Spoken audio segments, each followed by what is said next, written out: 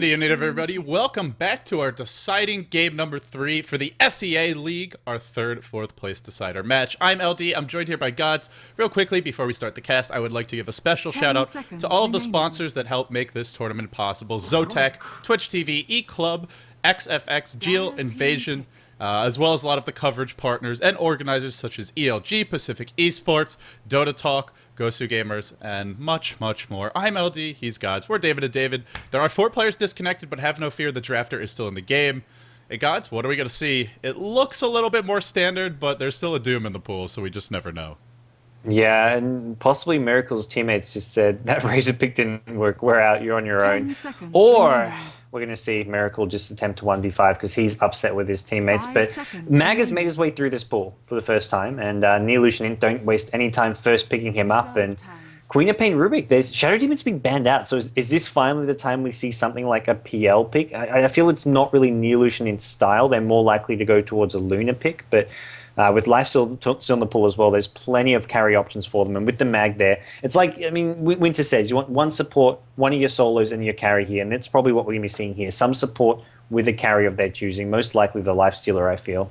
Yeah, let's see what they go for. And I like the Rubik response. You always want to get that Rubik if you're going to give away Mag, just to have a way to steal the RP and try and turn the fights around.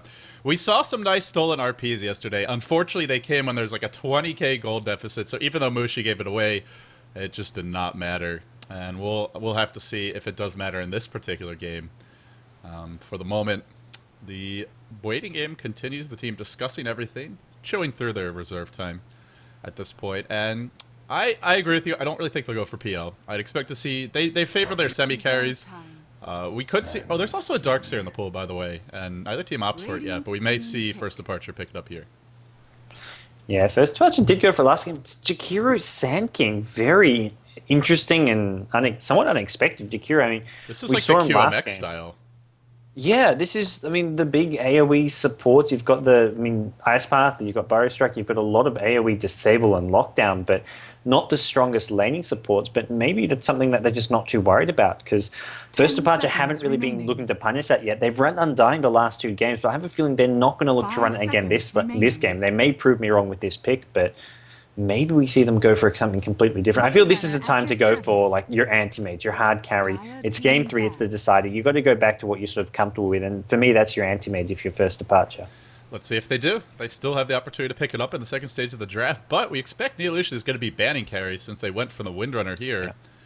And what will be left? Probably not the anti-mage, probably not the PL, probably not the Luna or the Lone Druid. Something like that is going to get banned out. Neo.Int don't have a carry either, so both teams, first ban for the second stage, the AM is gone. This is where all the anti-fun heroes get banned. It's great. You'd think all the anti-fun players would just pick it up sooner, but not the case. It turns out these guys want to have a nice and enjoyable third place decider here. So we get the Queen of Pains, we get the Mag, Jakiro Sankam. I'm not complaining about these picks, and that sort of forces them to pick, sort of unconventional carries and semi-carries. The Doom worked in game 1. It didn't quite do the same thing in game 2, but First Departure, what do they want to go for here in game 3? They've got the Windrunner as a potential off-laner, or at least a side lane solo. They just need to finish off their tri-lane, which is a farmer and then another support, so plenty of options left for them. Neo.Int does not have a great setup stun. Ice Path has that long, annoying cast point, and Sand King's got low range, so First Departure could definitely go for a greedy kind of hard carry here. They don't have to be worried about offensive tri-lanes. Whatever Neo.Int goes for is not going to be particularly scary. I think Gyrocopter is maybe the best option at this point. If you ever do get that Ice Path or Burrow Strike, you do have a lot of chain stun and burst damage potential. But we'll see if they want to go offensive. I think something like a Gyrocopter, and especially with all this AoE, could be really potent. Yeah, it's something which, I think that's partly why we see the Windrunner pick, just a good hero to go for the mech or the pipe. They could have gone for the Darkseer, though, so interesting they choose the Windrunner. I think they're just a bit more confident in their laning and the way the lanes shape out. It was something which we saw last game with Nature's Prophet doing so well against a Darkseer. They think, let's go for a slightly stronger laning hero for a 1v1 matchup, which is sort of where you go towards that Windrunner. It also, I mean, I guess they don't want to fight AoE team fight with their own AoE team fight because in that case, it's normally Mag who comes out on top. So they're going to go for strong laning, maybe more sort of a ganking, farming oriented type lineup. And like you say, they love to split push. And Windrunner, I mean, can fit into that if you so choose. Yeah, she needs a lot more farm than others to really be effective at it because she is more gankable than, say, here like an anti-mage. But it can be done, and we'll see if they go for it. Still no carries. I mean, it's getting slim. I can't believe Lone Druid is available. Especially, wow, they banned the gyro, but this Lone Druid is in some ways even a better choice for Neo.Int because their laning won't be as scary, but their 5-man is devastating in the mid game. Yeah, I feel that some of these Southeast Asian teams just aren't confident in their ability to either fit Lone Druid into their lineup or just even maybe play him because it's not something that they regularly pick like a lot of the top Chinese teams are doing. But they develop their own style, and so far it has worked out well for some of these teams here. Neo.Int with their 4th pick. Weaver's still in the pool. That's a hero we saw first departure used, but with the offlane, yeah, and Nax, that's very important to note as well. So I think they're less likely to pick up the Nax just because of the ranged kiting heroes that first departure have got. Another reason to pick up the Windrunner because of how good that can be against the Nax. They're still lacking that really powerful early game setup if they want to be doing any kind of ganking, and I don't think they do. They pick up the Weaver, who can offensive tri-lane. You don't have to. I'm really curious what this last pick is, because you can run the Weaver as your safe lane solo. He does actually quite well against Windrunner 1v1, should win the lane in most cases, especially if you pull him at all. Windrunner can get some farm, but has to play defensively. Sakuchi spam is just very difficult to deal with, and most importantly, the double proc out auto attacks. Once Weaver hits level 2, Sakuchi and Geminate, you should be able to zone the Windrunner pretty effectively out of a lane, so they could go offensive tri-lane, but if they do, they need that one hero, and I just don't know who that one hero would be at this point. Well, ES fits quite well as not so much. I mean, fits into almost any lineup as support, but especially against some of these picks of Neo.Int. Having that ranged Fissure against, I mean, the ranged initiation coming out from a Jakiro, it's decent against Sand King as well as Weaver to get the additional lockdown. And just to hear, as long as you avoid the reverse polarity, which generally is an Earthshaker, you're sitting behind your group of 4 heroes. You've got 3 to 4 heroes in front, and Earthshaker is just well behind. So an RP initiation can get somewhat countered by a well-timed Fissure here. And that also sets up Rubik to steal the RP, so that's a great point. Puck. Yeah. Okay, so they're going tri-lane Weaver, it looks like, with a Puck and the Mag going to be their 2 solos. I don't know if they'll go offensive, but Puck can... I mean, Puck is not the best hero to throw against a tri-lane. He's decent in those 1v1 matchups. He's fairly easy to zone out for support. Yeah. He doesn't hit as hard as some other solos. Are we going to see another Doom here? That's my only question I have left. It sort of forced maybe Windrunner or Windrunner into a farming into an offensive trial, even you can run Queen of Pain in a 1v1 matchup. You can lane around the Doom pick. They've run it pretty well in the last 2 games. And it would be better this game most likely because it's very likely to be a mag mid. I mean, it could be a mag offlane, but even a Puck doesn't really scare Doom because Puck has that P shooter auto attack. No, I think they're looking for some kind of carry. They're going to go for a Morphling. They want something with a lot more late game carry potential. So earlier it was Doom's back, and now Morphling is back in the hands of Miracle. The hero's being resurrected. These guys are retro, man. They like the classics. They like their oldies, and Morphling's not really that much of an oldie. But Miracle's going to be playing it. This is exciting stuff. I assume it's going to be a safe lane then, Morphling. He's not really a good tri-lane here because his mana, he's just so difficult to run aggressively with his mana issues. You can't really run a mid in most cases unless you constantly bottle Crow, and even then it's not ideal. And they have other heroes that are better equipped for those roles. So we expect to see probably a defensive tri-lane with the Morphling, Rubik getting a lot of levels, and maybe some roaming. Rubik Earthshaker is a potent roaming combo. Although against heroes like Mag and Puck, you're going to have trouble finding those kills. So probably a defensive start, especially for first departure. Yeah, they just want to go defensive trial, I want to say here. And I don't think they're too worried. Offensive trialing from Sand King, Jakiro, Weaver, that to me is not Sand King, not good at the early levels, not good in offensive trialing. Weaver as well, I mean, he's good in offensive trialing if you have 2 strong supports here, but he hasn't got the long range. And when you've got a Rubik and Earthshaker both with the long range initiation, that's not going to be a fun lane to be a Weaver or a Sand King. And Jakiro just not great either. And how are you ever going to get a kill? It's a Morphling, Earthshaker tri-lane with Rubik. Rubik and Earthshaker are great at disengaging from fights and helping their carry out. And Morphling, impossible to kill even in the laning stage. Even with the nerfs to Morph, he's still very hard to kill. This is where you'd almost want to do, like you say, do the Weaver in a 1v1 matchup against the Windrunner. The problem is, both Puck and Mag really need a solo lane. You can't really put either of those into the tri lane like you could. You can maybe do it with a Darkseer, but I just don't think you can do it with a mag or a puck. Both of those need the solo XP. This really feels to me like First Departure's game to lose. They've got a really strong defensive lineup with multiple carries. They're up against a big team fight. They should be able to at least hold their own, if not dominate the lane stage. They just did a hero swap, by the way. I don't know if they were trying to trick Neo.Int, but we always expect Miracle to be on that kind of hard carry role, even if he's in a tri-lane, so nothing too surprising there, but me and a Miracle do swap heroes. But yeah, I really think Neolution is going to struggle this game, unless their supports have some good smoke ganking or movement around the map, because in the laning stage, their solos won't dominate. In the mid and late game, they're going to get out split push, they're not going to carry as hard late game.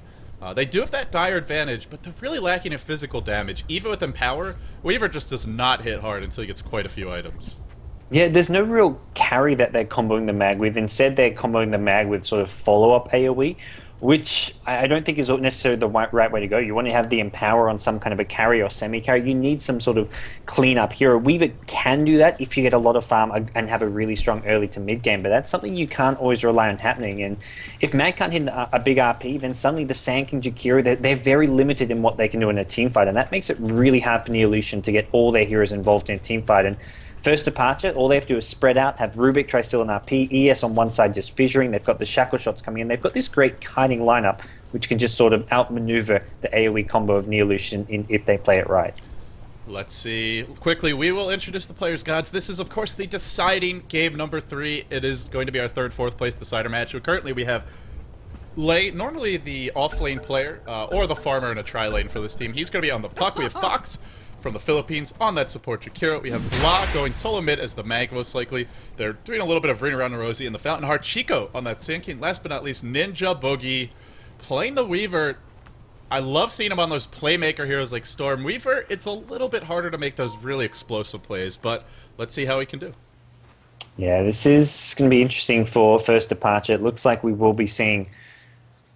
Oh, sorry, what? Lost train of thought. It looks like we will be seeing Queen of Pain being played by Thambi. At the bottom lane, we've got Morphling, as mentioned, being played by Miracle. Second Departure on the Rubik. Earthshaker being played by Lubby. And then Mean on the Windrunner. Solo mid Miracle Morphling.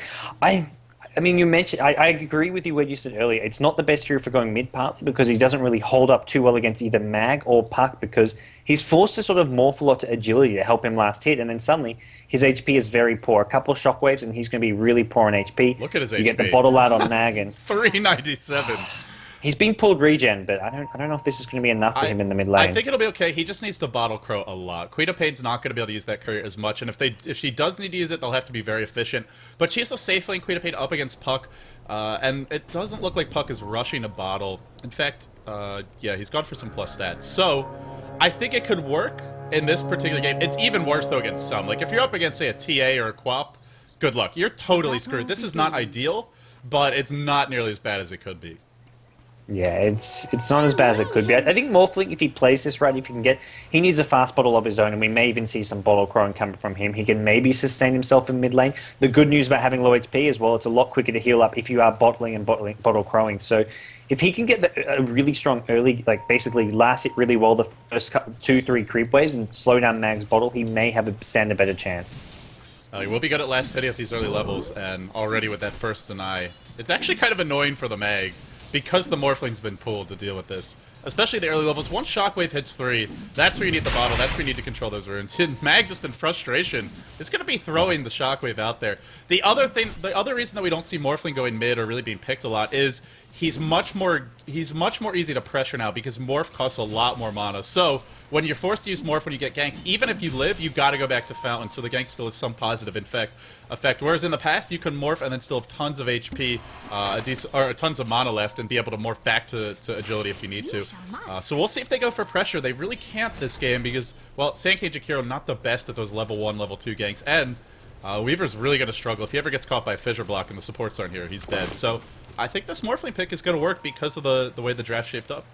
Yeah, and the one thing that needed to go his way, basically the last hitting for the first couple of creep waves has gone his way. If Mag got a quick 3-4 last hits to get his bottle, suddenly he's in a lot of trouble, being put on a lot of pressure. But Mag, this is a slightly slower bottle, and that means he's going to be having a slightly easier time for the early game. He can get his bottle up with this fast Wraith Band build of his almost just about 30 seconds to a minute after the Mag does. And I really just want to reiterate that it's all about protecting the Morphling. Like, the reason they're running this offensive tri-lane is so the Morphling doesn't have to worry about getting ganked. And yes, it's nice to put pressure on Weaver, but Morphling outcarries Weaver later on. So it's not really about pressuring the Weaver, it's mostly just about protecting the Morphling by preventing the enemy supports from roaming. It's very smart laning from first departure. Yeah, they're not even really expecting to get kills on this Weaver with this tri-lane. I mean, they've got a strong tri-lane where they can compete for farm and be annoying with the dual range, the range support with the range semi-carry, but they're not expecting to kill Weaver. It's like you say, protect the Morph as much as possible. Who, I mean, if all he has to deal with is the mag, then it's a lot more manageable. So the other one lane we haven't talked about, guys, is that safe lane, where right now Puck's at 6-1, but he's chewed through most of his regen. Queen of Pain has a lot more left. Bottle's coming soon for Queen of Pain. So the safe lane going well. Morphling dominating mid, up to 14-6. And once you have this kind of start on a hero like Morphling, the snowball keeps on rolling unless you get ganked, because look at his last hitting power. He is the ranged hero in this matchup, and he's sitting at almost 80 damage at level 4. Very difficult to outlast hit the Morphling at this point. Yeah, it's absolutely fantastic. And if he does get under any trouble, his team will be quite happy to give him courier priority so he can bottle Crow.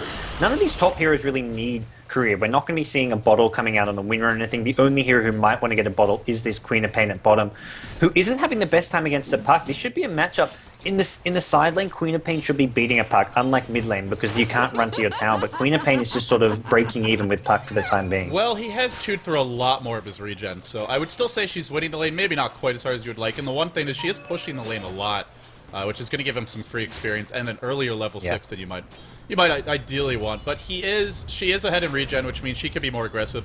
Puck doesn't have his bottle yet. Top lane, the initiation comes out.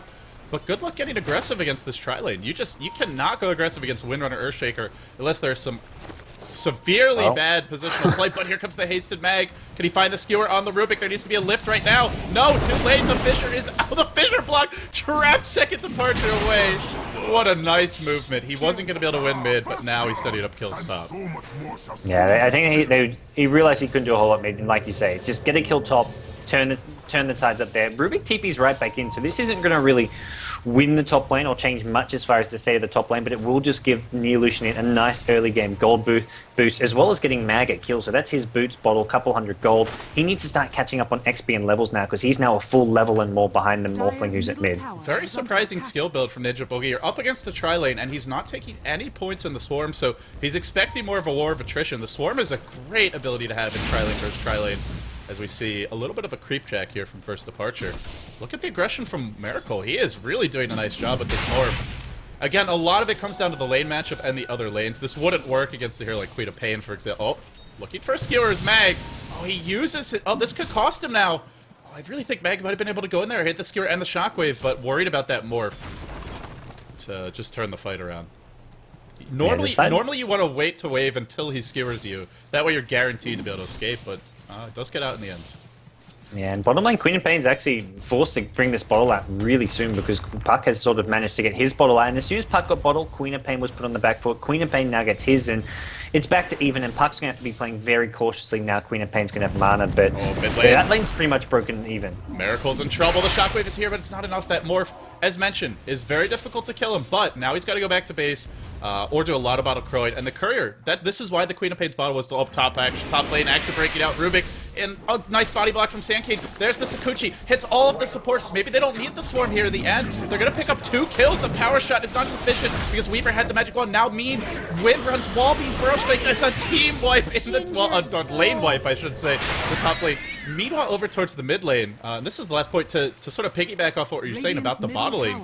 Well, Queen of Pain didn't get her bottle because Morphling's been hogging it, and he needs that Courier. He needs a lot of bottle crow action. Yeah, that's the one lane which can have that sort of spillover effect onto his bottom. And well, top lane we see some things go terribly wrong, and that's just, I mean, smart, knowing when they can initiate Neo.Int, they basically punish first departure for getting caught out of position here. And this is not what they were hoping for with these lanes. I mean, top lane was just meant to sort of stall Neo.Int and not give away these kills and just sort of compete a bit for farm, but it hasn't really happened. And they were hoping to win the 2 solo lanes. Queen of Pain hasn't really convincingly won bottom lane, and we're seeing first departure in a slightly disadvantageous position. Yeah, she has doubled on the Puck CS, but the Puck is level 6, and if he ever shows up to a fight with that Dream Coil at the right moment and a level 3 Waning Rift, he can easily find a kill. And also, as we see, once you have that level 6, you can set up kills on the Queen of Pain with roaming. They have a smoke on the Sand Key, but I don't think they need a Dream Coil at the right moment. Look at the supports just descending on this bottom lane. Everybody wants a piece of the pie. It looks like First Departure's expecting the gank. Neo.Int wants to set it up. The Fissure will hit on the Puck, but Sandcade is here. Queen of Pain's in trouble. The silence in the Dream Coil breaks out into her doom. Nice movement from both teams, but it's very dangerous to initiate on Puck. If you know the supports there, you definitely don't want to. They were not expecting that Sand King. Yeah, they weren't expecting him, and now 5-0 the kills in favor of Neo.Int. They may actually go look for the Puck just with the 2 support heroes, but really just too under-leveled. Rubik has a level 2 Fade Ball. I don't think there's enough damage to actually kill off this Puck, so until Queen of Pain's back, they can't really go in. Boy, it goes back to the Queen of Pain, not really controlling the wave as well as she would like, allowing it to push so far. Puck got a really fast level 6, and in this 1v1, you can't completely shut down the Puck, but you can deny him quite a few levels, and not quite able to do it. Pays for it. Still, Morphling is getting very fat. 42 CS. In comes the Mag, whiffs the Skewer. Does have the RP, but there's the heal, and I don't think they can actually bring this Morphling down. That was a big mistake. As soon as the Skewer missed, you just have to back, and Miracle's gonna wave in. Oh, he whiffs the wave. Not gonna get the kill in the end. So that was enough. He was on 235 HP. That would have been a kill if he hits that wave. So close for Miracle to turn that one around. He's so hard to gank. You just see, this is why Morphling was so strong. He's still got everything he used to have. It's just slightly weaker than it was. Yeah, and I mean, the one thing that may have cost him that kill, I think he was still a little bit off the mark anyway, but Waveform does have a smaller AoE, and that nerf has not been reversed. He actually has a better cast animation now than he did originally before the nerfs came out. The big nerfs that remain are the Waveform AoE nerf, and then it's 30, I believe it's 30 mana per second instead of 20, which adds up really quickly. But yeah, aside from that, he's still pretty much the same hero. Aside from that, I mean, it's interesting to see that he has just completely fallen out. A lot of other heroes saw these small nerfs, but just sort of got picked slightly less often. But Morphling just completely vanished. He went from being the top carry pick to just being not picked at all. But First Departure going to need to rely on this Morphling here. He's the one hero who's had that good start for them. Oh, Rubik could have had a lift there. They should have been able to kill off this Puck, but maybe Urshay was slightly out of Fissure range. If you get the lift, then you can Scream ult and Fissure to follow up. Now they go. They should be able to bring him down. The Fissure follows. The Fade Bolt finishes the job. They had another opportunity there, but here comes the Epicenter turning the fight around. Hachiko, though, surprising he would go in after his ally was already dead, and he'll pay for this with his own life, most likely. He can't burrow strike to the trees. He doesn't have mana for it. And now, one more Fissure. Nope, doesn't actually have no enchant totems yet. There's no mana for Scream. Sand King can live here for a while. Nope, there's your enchant totem. Just hits level 5, actually. Was he holding a skill point? Because I didn't see any points in enchant totems. I liked your style. He must be. He's still holding one, I want to say. He's only used 4 here. He's yeah, he just got another. Yeah. Yeah, but he does seem to be holding on. Top lane, though, Maniac's in a bit of trouble here. He's been getting dimed under his tower. He's going to be forced to win run out. Ninja Boogie looking to get aggressive. He's got 4 points in Chikuchi, though, so the short 6-second cooldown on that. And this is just more and more pressure coming onto First Departure. None of their heroes being given much space to farm. Yeah, the one hero who's farming well is the Morphling. Oh, Queen of Pain, bottom lane. It's going to get picked up by the Puck, the Dream Coil, the Silence, and the Illusory Orb. They used everything. Didn't even get a Burrow Strike off there from the looks of it, but didn't need it. And wow, this Puck, just a little help from the Sand King, all of a sudden, just crushing his lane. Queen of Pain, that safe lane Queen of Pain, barely ahead in farming. At one point, she was doubling him up. It's really up to the Morphling now, and just defensive play from the supports. We got to see more good movement. Rubik hits level 6. This could be a hero that could have an impact. Let's see what he can steal. Yeah, he needs to find those openings, get a decent spell here. We're not going to see him right off the bat stealing something like RPI Magic, but just getting a useful spell like Burrow Strike or Ice Path is really what he needs. Well, this is not a useful way to get a spell from getting caught out. Can he steal Burrow Strike in time? The Shockwave is there, no chance to steal it. And now Miracle, being efficient, he is going to be replicating back to base in just a moment. And this is one way that you can kind of mitigate the increased mana cost. He should be replicate back. No, oh, yeah, there you go. Even though it costs more mana, you can just use Replicate. Once you get to this point in the game, it gets much easier to deal with the mana issues. Yeah, you start getting a few items up, even just having treads for your tread switching with the bottle. He's got his magic wand, so he's pretty good. But the thing is, Morphling's still a hero who needs a fair amount of farm to actually be able to carry a game.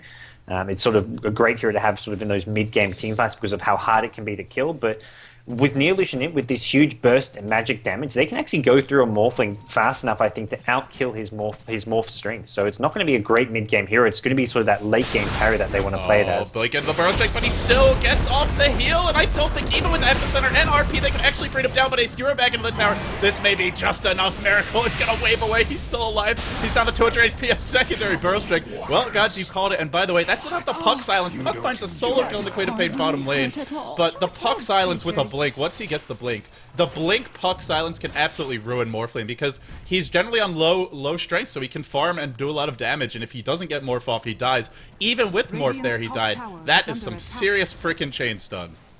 Yeah, they've got the chain stun. They've just got all the damage they need. Macropie didn't even land really because of that skewer, but Shockwave, I mean, it's a high damage nuke which is pretty spammable, and you combine that with the Ice Path and the Burrow Strike to keep him in place. He stole RP. He stole RP. He doesn't actually use it. He did a bottom for it. Oh, he stole RP after the previous engagement. I can't believe I missed that, but I also can't believe he didn't do the math there. If he had just RP'd instead, he would have gotten the kill.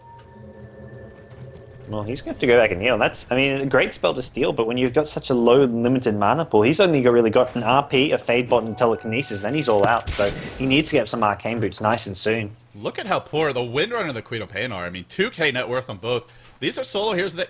it was an offensive tri-lane Windrunner who had a lot of support between Earthshaker and Rubik. Just got outlasted in the lane, even early on. The Weaver being played by Ninja Boogie is just dominating her, but the Queen of Pain's even the bigger story. You expect him to get a lot more farm than he has, and it's the deaths. Lei has been picking up kills left, right, and center against him. Yeah, the soul, well, not both souls, the Queen of Pain solo and the Windrunner in that offlane have just been really, really starved for farm, and levels as well. They're just not really able to do a whole lot here. Oh, the Ice Path, he just touches it. Would have died, I feel, if that... oh, the Fisher might have been there in the time, actually. And can they turn this one around? No, doesn't look like it. We're still chasing. No. Queen of Pain's got both. I'm looking for a kill more than anything here. Would love to find this Weaver with low enough health to kill with his Scream and Ultimate, but doesn't look like it's going to happen. You're going to need a Fissure as well as a Fade Bolt to have enough damage. Oh, Queen of Pain almost goes down. Every time really I look at the HP bar, she's just plummeting rapidly. And Morphling, you know, the teams have to... oh, top lane, this could be the engagement that they're looking for. They catch out the Jakiro with the Fissure. Now the Queen of Pain ult. God, he's tanking in to blow Queen of Pain ult for that. Now Ninja Boogie comes in. There's the RP on 2. Blah has arrived. Didn't even have his Blink Dagger. Doesn't need it. Lubby's gonna melt. 12-3. Boy, oh boy. I mean, you just see... this, I feel... not all of this, but a good chunk of it just comes down to the Morphling pick. He needs a little bit more early on, whether it's being pulled regen, stealing the bottle, which hurts the Queen of Pain. I mean, all these little things. It's not that he can't work, but the rest of the team just has to play perfectly so that the Morphling doesn't cost them too much. And a few mistakes here and there really costing them. Yeah, it's such a high. There's so much risk involved with this first departure draft, and well, the couple pickoffs that have gone Neo.Int's way have suddenly started to snowball out of control. And even in the Morphling, he's leading the farm boards, but really, you've got a level 10 Morphling with 2k gold. Maybe he picks up something like an Ultimate Orb, but at 15 minutes, he still can't really do all that much or come and contribute. And when your most farmed hero is a Morphling at this point in the game, you need something else to carry you through the mid game. Meanwhile, First departure don't have that mid game hero. Meanwhile, Ninja Boogie's almost got his relic. Yeah, it's bad news, and they've got the Puck and Mag. They've got their 2 mid game heroes who had a fantastic start. Queen of Pain and Windrunner are farm dependent mid game heroes, unlike the Puck, unlike the Mag, which is where this Neo.Int draft is just so much safer. Nice blink by Ninja, not Ninja Boogie, by Thombi. If he had blinked any other direction, either bottom or to the right, he would have died there. Also notice, this bottom lane is just abandoned. We have 10 heroes exclusively on the top, like, quadrant of the map. And, oh, Lei getting caught up, but there's the silence. He does have the Ultimate Orb now, so it looks like he's going potentially Lincoln Sphere, but I feel the Manta style might be the better choice. You can remove that Puck Silence, which of course is not... oh, here we go, Burrow Strike in, now the Epicenter to follow. The Dream Coat catches the boat, but the Epicenter doesn't actually get cast there. Now the Echo Slam, the heroes dropping low, but they all survive. That Echo turns the tides, and I think the Puck was just a split second late on his... oh, he actually never used the silence, it looks like. Burrow Strike stolen by Rubik, jumps in. Lei. No, he's gonna fall, and now the Jakiro comes in. Miracle's still alive, dishing, and he's got a wave. He'll pick up the kill. How did they live through that freaking fight? I think the Puck didn't silence there, so the Epicenter got canceled. Something like that? Yeah, the Epicenter either got cancelled by himself, or... it's really weird scenario here. Morphling almost actually gets picked off at mid lane. Mag throwing everything at him to try get him. including an RP, but Morphling actually had a replicate back at base waiting for him, so he gets out of there. He had plenty of HP regardless, and there's your ultimate orb. We'll have to see what he wants to go for here. I don't know if Lincoln Sphere is really the way to go. I feel this is just a straight Manta or probably not Scotty, but I think just maybe a straight Manta style. Yeah, you really need to be able to remove that puck silence, and Lincoln Sphere doesn't block it anyway. Plus, I mean, it's... Oh, he is going for it. He picks up 3 health. Yeah. It's not a bad item. It does block Burrow Strike, but that's really all that it blocks. That's it, actually. And honestly, Burrow Strike's not what's going to kill you. It's that Blink Silence from Puck. He's not going for it. Well, all right, this is some next level Puck play. No Blink. Going for the Necro Book. Necrobook is really nice against Morphling. That's Having true. that mana burn, it means he can't escape. It means he won't have mana to replicate back home or out of a team fight. He has less mana to use to stat change. It's a really neat little item, which is a decent counter to Morphling. So I think it's okay not to go for the Blink Dagger. It just makes it slightly harder for Neolution to get the engagement. But they've got the Mag for that. They've got a Blink on Mag, and they're going to later on have a Blink on Sanking, I imagine. So I think it's a reasonable choice here for Lei. He's looking for that skewer. He's looking for it, but Rubik is here. He's going to skewer anyway. The Burst Strike to follow. Maybe a tiny bit to her. No, they have the burst. Boy, do they have the burst. Only the Morphling can live against that, and only if he gets Morph off at the right moment. He's going to wave in onto Lei. Now pushes him back to the tower. Nope, Lei's forced to run. There's going to be a wave cooling down. Lei looks to be absolutely screwed here. He's going to try and orb away, but I think he's still in range. Replicates forward. Where's that wave? He uses the wand. He has the mana. He's got the range, but Puck has phase shifted. He knows it, so he can't go in. Yeah, meanwhile, top lane, Rubik's actually managed to steal Burrow Strike. Almost picks off the Weaver. Weaver does get out of there with a time lapse here, and this Steals T1 tower is what Sakuchi. Weaver's after. He wants this T1 tower. That's why he was playing so aggressive here and almost died, but it looks like he should get it now. With this relic damage, it's going to be pretty hard to deny or stop him from getting unless we see a couple TPs. And that's his Radiance if he picks that up. Yeah. It's not the earliest Radiance, but remember, he got offensive tri-lanes. That's pretty damn good. Ooh, tower now deniable. That's why he's throwing out this Swarm. He really wants to make sure it doesn't get denied. TP going to come in. He's going to spot that here. This should be the deny. Oh. It may even be a kill here. Ninja Boogie. The power shot was on, well, not even on the wrong side. It was just completely misaligned. But Wildly off the mark. Maybe he thought he was going to be pushed to the other side of that fissure, but it didn't look like he would be, so... they're baiting him with this tower. They're leaving it up, hoping he goes for it and they can kill him. Well, we'll have to see if Ninja Boogie is an adherent to the Mushi's... Oh, they're going in mid. Hachiko's got Burrow Strike. Here we go. Burrow Strike, look at that max range Burrow. Now the RP to follow. Epicenter. Boy, they just love throwing like every ult in the book at whatever hero they're trying to gank. I guess they do need it. They get the kill. In comes Rubik, middle lane or bottom lane. He may get a solo kill. The Puck, no, the silence was used on the creeps. Still chasing them. He's got the lift. He's got Sakuchi. He steals the orb of all things. I think the Sakuchi might have been better. And in fact, Morphling comes in. Will it be enough? No, Puck is able to phase shift dodge there. I think that's the killing blow, in fact. So he's gonna live. Wow. Nothing going first to Parts' way. And I mean, blowing the two ult, not really blowing, but using Sanking and Mag ult at mid to kill a Queen of Pain, to me is well worth it, because that's a Queen of Pain who's trying to get up an item. It's probably just something simple like a BKB here, but slowing down a Queen of Pain here, they can't really kill Morphling. It's, well, they'll have those ultimates back in another minute, well, in Sanking's case, minute and a half, and be ready to fight again. They're in no rush to end this game. Morphling isn't going to start carrying anytime soon. Yeah, I mean, and ideally you want your Lincoln Sphere around this time, like that 17 to 19 minute mark. If you get it after 20 minutes, it's a late Lincoln Sphere. And that mostly just comes down, they don't have any towers on this team. He's actually doing pretty well. He's 1-1-1. He hasn't been dying a whole lot. He's going to work on this tower. He's probably replicating out soon. I actually don't know where his replicate is. Oh, it's mid lane. I mean, it's not a bad... He's farming well, but the thing is they just don't have any tower gold. He hasn't got a lot of kills, and that was the difference with the old Morphling, is he could just kill anybody so incredibly easily because he could be more aggressive, knowing he'd always have the mana he needed. Morphling can still farm well, he's still hard to kill, but he just can't find those early solo kills even before items like his Ethereal Blade come out, and let's see if it's going to cost them. And Neolution I mean, to me, they're going all in. They know the one big threat is this Morphling, and what does Mag do? He picks up a Demon Edge. This is like... I think we're seeing big Daedalus crits. Like, how do you kill a Morph? Just burst him down, and Daedalus is the best way to do that, apparently. Sentry Ward plopped down in the lane. Hedgehog does have his Radiance, but he's still very vulnerable to getting picked off here. He's got to be careful. Oh, he's going to run to the left. Do they have sentries over here? No, they're out on the Rubik. He'll be okay. It's very hard to go. Getting aggressive and going for towers is just really risky against this lineup. Oh, something's stolen. It's Dual Breath. Invis Mag is coming in. Oh goodness gracious. This could be bad. This could be very, very bad, but the Queen of Pain ult's gonna be there. He RP'd before blinking. I think it got canceled by one of those spells. Oh my goodness, that's a disastrous start to the fight for Neo.Int. But in spite of it, Puck slows up, and 3 heroes still die after the RP was completely wasted. Imagine if he hits that thing.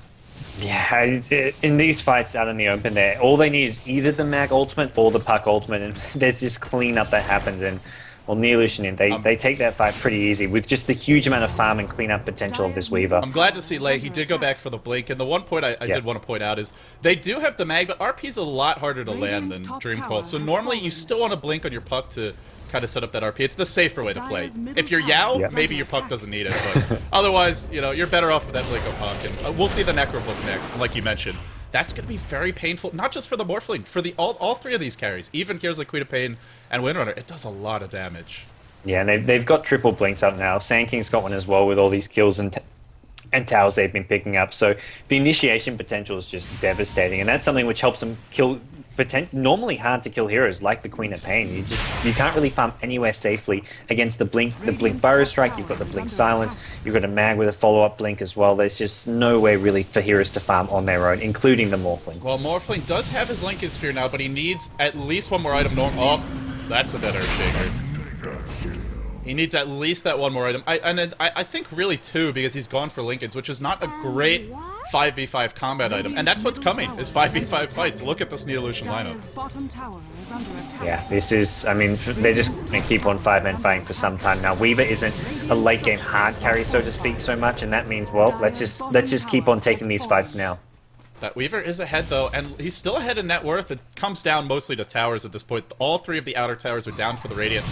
Oh, Harchiko finds himself in a pickle. He's got Blink, though, and there's surprisingly no Scream. Oh, it's still on cooldown. Blinks and stops. He didn't actually use the Blink Dagger. He still got it. He's still got it. He's actually going in on the Queen of Pain. Why is he not just running away? Now he runs away. That's why the Puck is here. But the Dream Coil completely whiffs. Oh, boy. Puck may fall. This is the makings of a really bad engagement for Neo.Int. Power Shot comes in. That misses, too. Did everybody just agree to miss their spells this game? I guess so. Nice phase shift done. He's going to have the Blink. Can Puck at least get away? It's going to be Whack-A-Mole running through the jungle. Power Shot is not going to be enough. It just barely falls short of killing him. Oh boy, that was a very sloppy and aggressive fight from Neo.Int. Yeah, and first departure gained a little bit of ground there. The Sand King kill, not the most crucial on the support here, but it does buy him more space to farm, more space just to keep on catching up, keep on getting Morphling, more and more farm, because it's really what they're putting everything into this mid to late game stage. They'll want to get an Earthshaker Blink at some point to help them defend and have a good team fight. Without an Earthshaker Blink, they don't stand a chance in a team fight scenario, but for the time being, they're just looking for whatever pickup they can get, and they're going to get another one. They get Ninja Boogie at top lane, they burst him down. This is very sloppy, like you say. Meanwhile, Windrunner dies, but that is not a good trade. The one thing that this mag is actually a carry mag. He's got Mask of Madness and Demon Edge. You expect that either that Daedalus or maybe the MKB. Probably the Daedalus, just because mag does so much freaking damage. And getting a big crit can ruin the fight. 2-hero Pyro Strike to lead things off for Neo.Int. They're going to just find the Rubik with this, though. Looks like the rest of the heroes are trying out. Rubik's actually stolen Chikuchi. He may just live out of this one. Shockwave for the miss. He's behind enemy lines. He's got no mana, though. Skewer and a couple right clicks. They really had to chase him. And the problem was, they had a great initiation from Sand King. Burrow Strike on 2. They couldn't kill off the Queen of Pain, though. Queen of Pain wasn't the target. It was just Rubik, who took ages to kill because of that Chikuchi. The later this goes, the better it will look for First Departure, because they have multiple carries and elusive ones at that. So hitting a big RP on all of them is much more difficult than it would be in some other games. One thing that surprises me, Neo.Int has not gone for Roche yet. I feel they easily could have taken it multiple times this game, just because their 5-man has been unstoppable, really. In a true 5v5 clash, the only way First Departure wins is if Neo.Int does not execute a good team fight. But the longer this goes, once Queen of Pain gets that BKB, Morphling gets that next item, then Roche won't be so easy to take. Then your 5-man isn't necessarily better. So Neo.Int, I would really like to see them go for that Roche soon. It is difficult against so much split push, but if you don't go for it now, First Departure may want to fight and take it soon.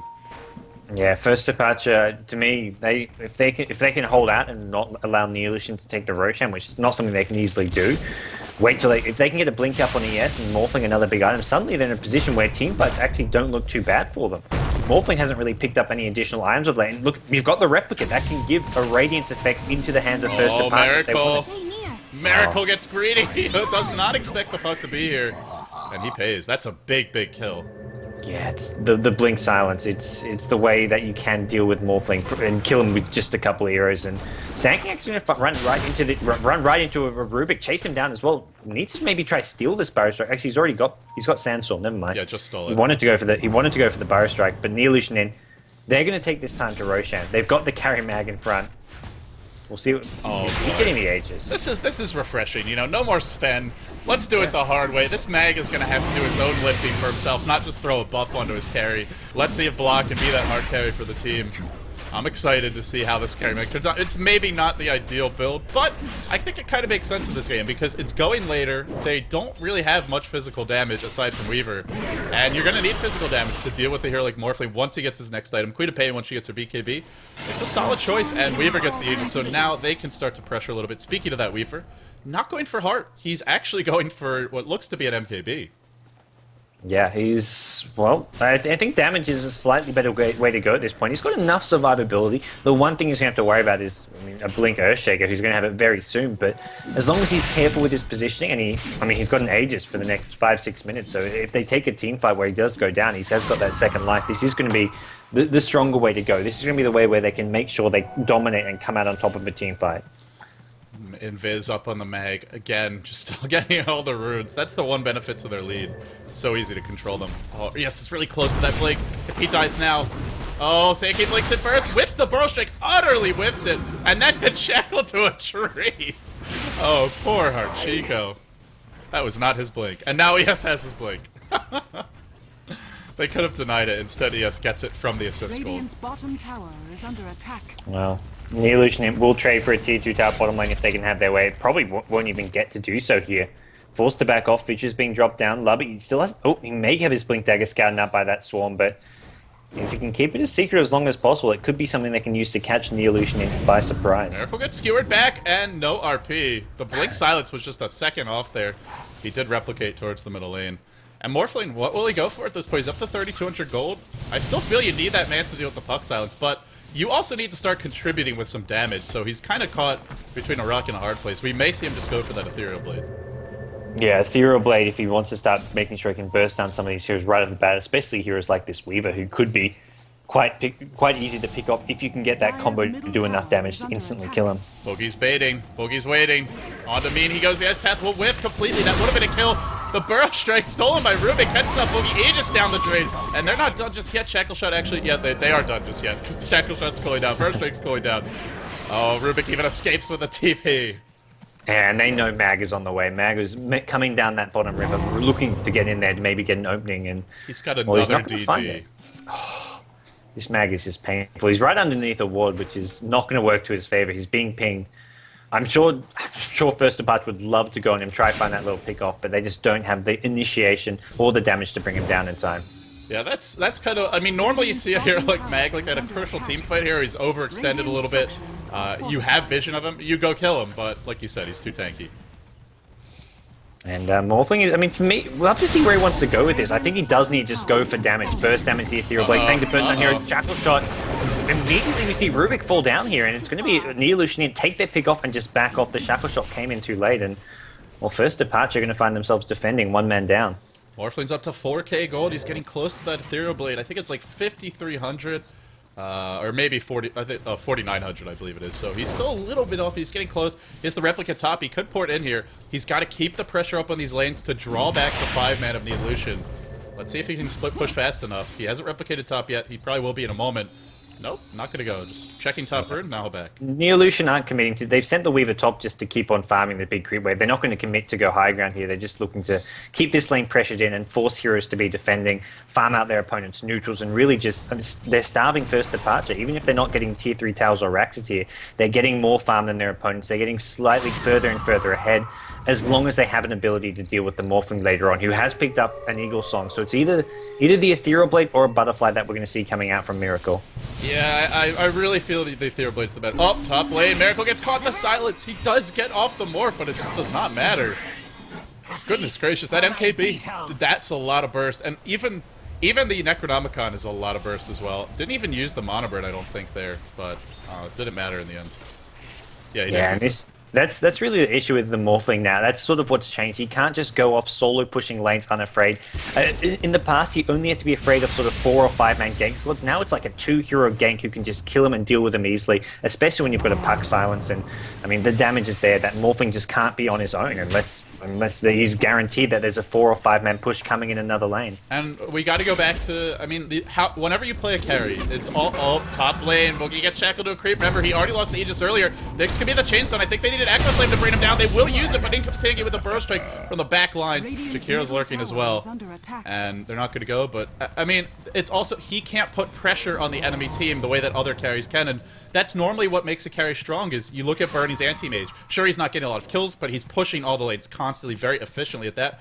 Morphling can't find those kills. That's what made him unique, was he's so good at killing. Here we go again. That's a 2-hero Burrow Strike, but the Fissure is there, disengaging, canceling the Epicenter. What an incredible Fissure! And then the RP, which was stolen by the Rubik during the midst of it, turns the fight around. 2 heroes dead. These supports are really stepping up to the plate, and now Jakira's on the way out. Boy, that had the makings of a disaster. Mag had the Masquerade as Daedalus. Instead, the Fissure saves them all. Yeah, that ES play there I mean, he just changed some of the mag, so there was enough time to steal the RP and turn the fight around, and they get an additional kill on the Jakira on it with the follow-up. Lei just forced to back off. Morphling just going to go straight for the tier 1 tower, knowing that there's no regen for it. Lei, I don't think you really want to fight this. There's backup there for the Morphling. And Lei needs to be careful here. What a play coming out from Lubby on the Earthshaker there. And then second departure, I mean, it was the easiest reverse polarity steal of his life, but he made it happen. And, you know, Sand King really should not be the one who's going in first. Sure, you have a Blink Burrow Strike, but you have a Puck with a Blink Dog, you have a Mag with an RP. You're much better off channeling that Epicenter from a safe distance and then jumping in. There's a Dream Coil, but there's no follow-up. I'm very surprised to see them defending this tower. Will there be the follow-up? They actually do get Lubby in the midst of this. Boogie's got the MKB. Look at him just chewing through these supports. He also wasn't in that last fight. That's something else we have to remember. Archigo blinks forward. He might just want a Burrow Strike just to keep the chase flying. Pop BKB from Queen of Pain. She should be able to get out. MKB Weaver is not going to be in range in time to cancel that TP. But one team overextends, then the other does. Still, I'd say a net victory for First Departure because they finally got on the board as far as towers go. It was not denied, but the Morphling gets the last hit. And he's got his Ethereal Blade now. Yeah, and they just lose their Earthshaker there. I think they just got a bit overzealous, and I mean, a 2-man defend against basically 4 heroes just because they didn't have the positioning they needed. And well, we're going to see Morphling with an Ethereal Blade up now. He's got the ability to start picking off some of these squishies a lot faster, and that includes, I mean, Weaver with 1300 HP could be susceptible to getting picked off the later this game goes, especially if Morphling starts stacking more and more agility. Something he could maybe afford to do depending on what item he goes next. Wants to get more stats, something which he can just play around with, switch between agility and strength. Especially with the Queen of Pain. You know, we often see the Pinoy Queen of Pains in Dota 1. If it goes late, they get their Ethereal Blade Dag on 5 and the Aghanim Scepter. But, you know, you have a Morphling to do that for you. So that Queen of Pain ult's really going to hurt if it's comboed. Yeah, and we'll see Neolution now. They do manage to take out a couple tier 2 towers. Both top and middle both get picked up by the Weaver. So he's suddenly up to 2.5k gold out of nowhere. And that's going to be his heart coming up a lot sooner. Something which will make a big difference in this game. Him having HP and survivability will help against the Earthshaker Blink initiation, as well as this Morphling shotgun. They still have the Rubik RP. That's why they're getting aggressive and smoke ganking. But it's going to be revealed. Oh, Ninja Boogie is just out of range to reveal that smoke. No, I think it actually did reveal the morph, but yeah, it looks like it did. Now Mean's charging in by himself. This has the makings of a bad fight, but the Shackle does hit. The shotgun comes out. The Queen of Pain jumps in, but the Puck's still alive. The Epicenter is pretty good, but they need a good RP. That Queen of Pain ult is bringing down the mag. He's dropping low. He's used his Mask of Madness, and he just melts. He absolutely gets destroyed. That Mask of Madness mag. Not long for this run. All of a sudden, Puck's in trouble. Puck may fall here. Does he have to blink off cooldown? I can't even tell. No, he doesn't. He gets shotgun down. Weaver was not in the fight either. Now Morphling on the way out. Can they deal with this Weaver, though? That's the question. The Weaver's Oat Illusion being turned against him. Echo Slam as well. Can Boogie actually get off the time lapse? He cannot. Down he goes as well. Mag is rejoining the fight. Buyback from Weaver. Mag may fall again. He's already used the RP. He gets the kill with the cleave, but it's not sufficient. Miracle was not even the one picking up the kills, but he's got to be huge. The Queen of Pain with the triple up to 3.3k. They're not done yet. Oh, God, Jakiro. Queen of Pain, no mana. Queen of Pain with no mana and all the blink away. Weaver picks up Revenge Call. This game just back and forth. And, I mean, the more back and forth it goes, it slightly favors the Morphling. He's getting more time to farm, more time to get big, but problem is they threw away a lot for that fight. Once again, ES pulls through with some big plays. He managed to lock down the Weaver long enough for the Weaver Illusion to do some damage, as well as Queen of Pain to come blink and finish off the Weaver. and a lot of buybacks forced out. Both Mag as well as Weaver, the two main carries from Neo.Int, forced to buy back that fight. I'd say it's a definite win for First Departure just because of those two buybacks, but it should have been much cleaner. They could have just backed off. Queen of Pain got greedy, went for the chase. They could have kept their two, at this point, key core carries alive. The Morphling and the Queen of Pain both could have lived there. Instead, they lost the Queen of Pain. It's still a win because they forced the two buybacks. They got a bunch of kills, but it's not as good as it could have been. A little bit sloppy, but like you said, trading is generally going to be good for First Departure. They've got more carries, and they're behind. Whenever you're behind, you generally want to trade. Yeah, and it's especially when they're trading away. I mean, basically the more expendable players, the supports, the semi-carries. Even Queen of Pain dying at this point for kills, no big loss. Queen of Pain already has a BKB. Sheepstick, it's not like it's coming up soon and they desperately need this Sheepstick. It's all about Morphling here, getting his next big item, getting maybe a Skadi, maybe a Butterfly here. I don't think you don't really want to go Butterfly against the Monkey King bar that's already up on Weaver, so probably just something like a Skadi, even a Satanic, just for the lifesteal here. Something to give some additional stats. Yeah, and you're also up against Cleave, so if Mag's auto-attacking another hero or a creep, it's still going to splash through to you. I really feel Neo.Int just, it hasn't been good execution for them. They haven't, the order of operations for them is Puck Dream Coils, you get a nice silence, then Mag follows up with the RP, then Sand King comes in with the Epi Burrow Strike while Mag's cleaving away. If they get that combo right, First Departure is still going to get massacred. There's enough DPS to bring them down. It is hard to execute though, and one of the reasons it is the Earthshaker. The other reason is all three of the semi-carries are very mobile, and they tend to force chaotic team fights. Heroes like Windrunner, Queen of Pain, and Morphling, and that does not play to the strengths of a big 5-man lineup like the Illusions. Well, they're doing it right now. They'll play it a bit safer, get the Aegis, make sure they have that sort of, a safer ability to push here, and we'll have to wait and see whether or not they go for that push. Look to sort of end this game in the near future. They've got Aegis on Weaver now, once again, and they at least want to put on some pressure, look for some kills, look for some team fights on their own terms here. They didn't actually finish the Necrobook 3 on Puck. Puck just went level 2 Necrobook and now going back for his Sheepstick, but this is what First Departure just want to do. Split push and just avoid giving Neo.Int opportunities to push. Yeah, if they don't get Rex with this Aegis, dare I say it, I think it's First Departure's game to lose at that point. Because it is 40 minutes in nearly with triple semi-carry with the Queen of Pain who's getting close to, well not close, but she's working towards a Scythe device. The Morphling should have his next item, so he's up to 4k gold. Mag may get assassinated here. No, he skewers back in the Morphling who replicates away. It's actually very dangerous with this Morphling. It's so easy to bait out that Mag RP because you have Replicate, which is instant, so wisely Mag is not going to blow it there, but he's got to be really careful. If he blows an RP, that's the majority of your Aegis time suddenly down the drain, or at least a very good chunk of it. Oh, Sand King. They may look to pick... Sand King could be killed by the Earthshaker as well as Queen of Pain here, but I don't think they know it. I think they may be looking just to play this a bit safe here, not knowing where the other heroes are. He's dead. If he pushes with this wave, he should be dead, unless he blinks in the trees. But he doesn't even have a TP yet. He's going to go grab one right now. Queen of Pain revealed. Queen of Pain, what are you doing? Oh, Sand King's out. He should know what's coming. Yep, blink up. Well, maybe not even TP out. He's just going to hide in the trees here. But Queen of Pain came out and just walked right into a creep wave. Bottom lane, it's Morphling and Weaver duking it out. And that's not a fight that Morphling can win at the time being. Merlini's actually put together a great guide which tells you where the creeps are going to be approximately at what times on the clock. Every minute or so, you could tell approximately where they'll be. And, well, that Queen of Pain just not doing the math there. So I highly recommend that Dombey checks it out. Yeah. Blink Dagger up on Rubik. And if he ever gets that RP or the Burrow Strike, oh boy, look out. Yeah, especially that, I was about to say, RP or Burrows, like, you need some form of AoE stun here to help out your team, and it's not going to be enough to steal something like Epicenter. I need. It's not the damage they need, it's the lockdown. And ideally, it's a Mag RP, but Burrow Strike is, in some ways, maybe even better. It's slightly more versatile and doesn't require you to get up close and personal. And that's something Rubik, even though he's got this Blink Dagger, he's almost guaranteed to die if he does go in for that. Yeah, and he'd love to skirt around the sides of the fight. Maybe still RP'd later on. Well, the split push continues. This Aegis, it's got a couple more minutes. I think it's about 4 at this point. Yeah, it's just about 3.5, 4 minutes. But if they don't do something with this Aegis, and actually Weaver has gone for a completed Lincoln Sphere, I don't know about this choice. There's a lot of ways to remove that. There's Adaptive Strike, there's Ethereal Blade. I mean, the Queen of Pain's got one with Shadow Strike. You've got Rubik Lift, Fade Bolt. There's too many ways for my liking to get this, and it's... I mean, you could have gone for something like a Manta style, which has a similar effect in a lot of cases. I don't know. This is a very late Lincoln's. Yeah. It's a late Lincoln's, but I think it's okay just because of one shackle and you can die. And if you can just, it's always that first initiating disable that can kill you, and that's where the Lincolns can help, where something like a BKB or a heart might not be enough. Because if he goes for a heart, there's enough burst damage to bring him down with that first disable. So he's just thinking, block the first disable, and it could give me enough time to Shikuchi away. Let's see if that's the case. Queen of Pain lurking top, BKB is up. Mag is just, the item progression is halted, but he is up to 3.4k. Normally at this point, I mean, you go for something like a heart. It does work very well with Empower, and he could use to be a little bit more tanky, but we'll have to see. I mean, Refresher Orb, if there's some nice. I'm worried about this Mag, though. If he's got to be the second or third initiator. If he goes in first, he can just get shotgun, and if not dead, then he's so low that he's just not going to do anything. And also, that Ethereal Blade is great against the hero like Mag, because suddenly he's not auto-attacking.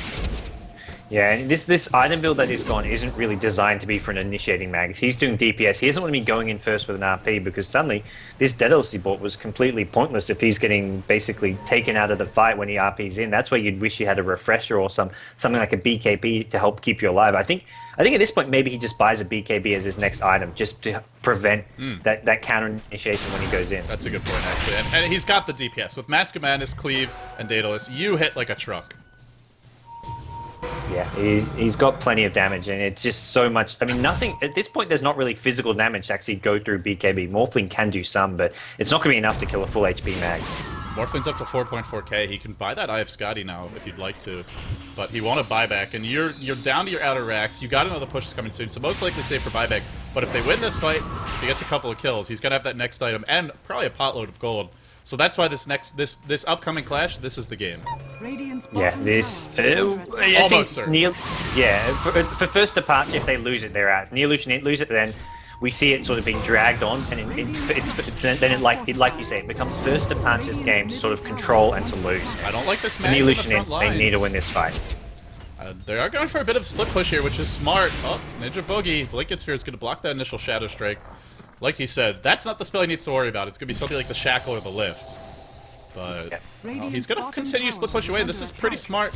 As long as he doesn't get picked off. The Aegis does not have long for this road. He gets Fissured to start. They could echo this to follow up and pop the Aegis, but they're not going to. He's not time-lapsing, surprisingly. The tower will fall. Pressure mid, pressure bottom. They're just trying to buy time for Ninja Boogie. He's going to start poking away from the trees. Really nice movement from him. Shackle, oh, the Lincoln Sphere, but there's the Lift after to follow up.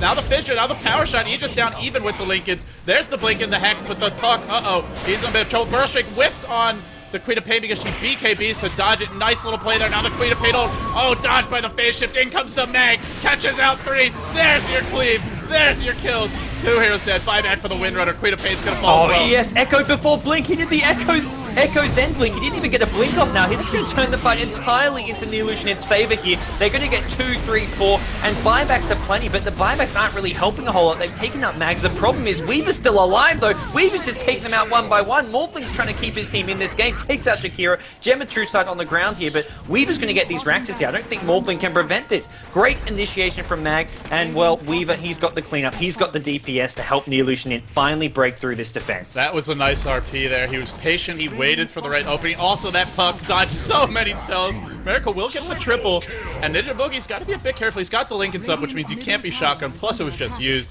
So actually, he's going to get the tier 3. I don't think he can get Rex, though. Their hero's coming up in 10 seconds. Get the tower, get out. That should be the plan, but he could get us up. He's very, very low. He will escape. I believe the gem was taken by the Sand King. Nope, it's still on the floor. He never grabbed it. Oh, Ninja Boogie manning up, but their heroes respawning. Ninja Boogie, what are you thinking? You got to get out of here. And he's gonna bogey his way. Kill the gem. Oh, didn't kill the gem either. No, yeah, just sitting there waiting for them. So first departure gonna be happy to still have their hands on that. They're still in this game. It's like you say, a fight coming up that's gonna have a big impact on this game. It does sort of nudge Neo.Int slightly further ahead. The tier 3 tower at mid being picked off as well. Nice little addition to that. And for Neo.Int, sorry, they can just play this a lot slower now if they so choose. They've got the gold for a heart on Weaver. They can wait for the next Roshan, which will be both Aegis as well as Cheese, and that's coming up in about 4 minutes' time. So it really is their game to control now. Get map control, get Aegis and Cheese, and get these next big items. I gotta admit, that Lincoln Sphere worked out beautifully. He did lose the initial Aegis, but in the subsequent engagements, it's what allowed him to get the tier 3. I was wrong. It was a great pickup, and now he's got a heart, and now he is very, very hard to burst down. And if they burst him, they've probably blown just about everything, which means Mag is going to come in with that godly RP, or at least have the opportunity to do so. So, smart pickup here with the heart. At this point, could see those Boots of Travel, maybe a Manta, but basically this Weaver, the only way he dies is a really bad position. Yeah, it's really hard for him to get picked off now, unless he's, yeah, like you say, going solo up against sort of 3 or 4 heroes here and somehow gets burst down. We haven't even got the Sheepstick up on Queen of Pain. Queen of Pain's been using gold for buybacks. At one point it was at to like 2.5k gold, but it's just since gone completely downhill, and no Sheepsticks up, no real lockdown apart from the other heroes with those nukes. We need a Sheepstick to kill Weaver. One Geminate from that Weaver, just one double proc auto attack. Miracle dropped to about, I want to say it took away like a fifth of his HP, just with one Geminate. That's not even counting just the subsequent auto attacks. Obviously the chase power, that was without any stuns. This Weaver hits really hard, and he's got surprising burst. When you pick up an item like MKB and you've already got Radiance, just that quick double attack, it actually is a decent steroid skill. It's not incredible, but it's quite decent. Here we go, top. Huge smoke. Boogie's in trouble. They do have the gem. No, the Lincoln Spheres keep him alive, but the follow-up disable. I don't know if he can get away. The Fissure Stun, they've got to burst him down. They do. Oh, boy. Well, we both agreed he was somewhat unkillable, but... if you throw everything at him, then you can get him. Yeah. With the gems. And he'd also time-lapsed really early. I think maybe thinking he could sort of get himself into a better position, but he ended up right in the middle of the entire First Departure team. So it buys First Departure some time. 70 seconds where they can farm, push out some lanes. Unfortunately, as soon as Weaver respawns, that's about when Roshan is respawning. So Neo.Int will go right for that. And I think it's going to be really hard for First Departure to contest it if Neo.Int are smart about when they go for it. Right, there's RP, there's now an Assault Cuirass up on the Meg, and we're going to have a strategic little pause here. I think the players need a bit of a breath, and I'm sure you guys do as well. Guys, this is only the third, fourth place decider match. After this best out of 3, which this is the deciding game 3-4, we then go on to the grand finals. It'll be Orange versus Zenith in a best out of 5. I think the perfect way to round out SEA League action, and should be quite an epic series. Orange versus Zenith or Yamata versus Mushi grudge match. Yeah, for anyone who doesn't know, there is a bit of bad blood between these two. It was one of the primary reasons why Orange had a bit of a roster mix-up. Mushi and Yamate just did not see eye to eye anymore, and Yamate had some choice words about Mushi. He very sarcastically. It was, yeah, if we take it at face value, it was a compliment, but. Basically, the story is he's interviewed by, I think it was like he came on the webcam at the Flash Dota 2 esports. They had their first Dota 2 tournament. There's a caster competition. There was a quick little webcam interview with him, and he basically said like, Mushi's too pro. That's why I left. That's why I left Orange. But the way that he said it was not like Mushi's too pro. Like, oh, like he's too good. I wasn't good enough to be a Mushi team. It was Mushi's too pro. You know. So they did not see eye to eye. Yeah, and since it has been Zenith in much better form, winning their games in much more convincing fashion. I don't think they've dropped a game in the SEA League. They have the only game or series they've lost is they lost one series to First Departure in the Flash Dota 2 League, but that was one of 3 different series. So for the most part, Zenith have just been in really strong form, and they've been doing that while picking sort of some experimental lineups, having some sort of unusual picks, running stuff like Support Juggernaut. They're really mixing up the drafts and playstyles. So if anything, they're a clear favorite going into the finals. Whereas Orange, very, very predictable. Every game it's been Mushi getting the mag. Now, that may change a little bit because I believe you said we expect Ohio will be playing today. Or at least there's a good chance he will be, I heard. So, if Ohio's playing, I feel Orange can be a little bit more versatile with their draft. But they have the stand-in playing that one position. Kachike, but he's not a bad player by any means. But it does force Mushi into the mid-role, and it's just, for me, especially an initiator mid like Mag, it's just not a good fit. It's not that it's a bad fit, but it's not ideal by any means. And against Zenith, I think Orange really needs that ideal lineup to have an even shot. Yeah, no, without a doubt, and that's what most of the people probably here tune in, waiting to see Zenith versus Orange, and it'll be interesting to see if Orange can step up their game. If Ohio is going to be playing, they definitely have a much better chance with him in the mid lane. But until then, we're going to see who takes the 3rd place here in the SEA League. For those of you who are tuning in and have just found out about the SEA League because you're waiting for Zenith versus Orange, you can watch all these games in Dota TV. In fact, there's an SEA League ticket. You can catch all the replays from these teams as well as this game and the game coming up. I think it's $3.99 for about 10 days or about 2 weeks of non-stop action from some of these best teams in Asia. So worth checking out. We've had some great co-casters such as Winter, Pyrian Flax joining LD throughout the tournament, and I finally made an appearance here just for the last day, just for the best matches. I mean, yeah, you did 1 or 2 games for the qualifier. You know, it's almost like you have a job. True. I solo casted that shit, man. Oh yeah. I've never solo casted before, so. Yep. Yeah, God just basically just retired. He just comes out when he gets bored and wants to cast a game or 2. By choice, mind you. I haven't driven him into it. Elgato wants to. She wants to fire him, but hasn't gotten her wish yet. It turns out I am already fired, but I just somehow still end up casting when we go on the Summit channel. Yeah, I don't know. I mean, we're David and Gato, just doesn't quite have the same ring to it. Also, that I'm talking to cats. The Cat Whisperer, also known as LD. That's what LD stands for. And, well, the game resumes, and first departure with the better late game lineup, the more carries, but only if those carries are all farmed, and right now, only the Morphling is. The Queen of Pain and the Windrunner have their basics. If they could ever get double Hex, I feel this game does go their way, but to farm that double X, they need a lot more time. Yeah, it's going to take him quite some time, and we're going to see that time running out quickly once Neolution pick up the Aegis and Cheese here. We'll get probably Aegis once again on Weaver. Mag taking the Cheese maybe, just needs to drop his TP. So he's picked up the Assault Crest, and with that, this push is just going to be a lot deadlier, a lot harder to push. And well, first departure, I just don't feel they've got enough to defend this with. Even they're going to have a 6-slotted Morphling maybe soon, but it's not really enough. And he's not really 6-slotted yet. He's got 3 big items. He needs to basically replace two of those with big items, and he's hardly got enough gold for 1 more item. And he needs buyback as well, because if they lose this fight, they're already down 1 Rex, they lose the game. Well, he doesn't need buyback, but if he doesn't have it and he dies, the game's over. So it's a very risky situation. I think at this point, Winter would probably say you go for the item because you need it. They're coming with an Aegis. They're coming for your second lane of Rex. But it's very risky to do that, especially out of here like Morphling. One of his, I would say, oh, he's going? No, he's not going. One of his sort of weaknesses as a carry is to really do maximum damage. He's got to be squishy. He's got to be on low agility, or he's just not that intimidating. Yeah, he's really, really hard to sustain that low agility in these fights without just being so squishy and so easy to bring down. And well, here we go, Neolution. They're just going to start this siege. They're not going to be sort of forcing initiation. They've got the Necrobook 3s, they've got the Weaver with an Aegis, and this just, I mean, they can, sorry, Weaver with the Cheese, and they can just keep on chipping away at these Raxes. Oh, they used everything just on the Jakiro, basically. This is not a good start to the fight. RP catches out too. Can Rubik steal it? No, Rubik is just nowhere to be found. He's actually back in the base. He just fall back. He dies. The Morphling escapes with the Replicant with about 10 HP, but it doesn't seem to matter. They're driving into the fountain. The Mag is here, and Rubik has stolen Epicenter, but it's just not enough. He needs that RP. He needs that burst strike. They do throw Mag into the fountain. He may lose the Aegis. In fact, it was certainly will. He's coming back, but meanwhile, 2 lanes of Rax down. Weaver should be going for a third. Uh-oh. Neelish is diving the base. That's a nice Epicenter by the Rubik, but the death Epicenter just not going to be sufficient. And Sandcage's just watching while it all unfolds. They're really diving the fountain. They only buy back on Weaver and Puck because Mag just bought back. It still should be an Evolution in this game, and at least one player wants to make sure they win it. Ninja Boogie's doing his job.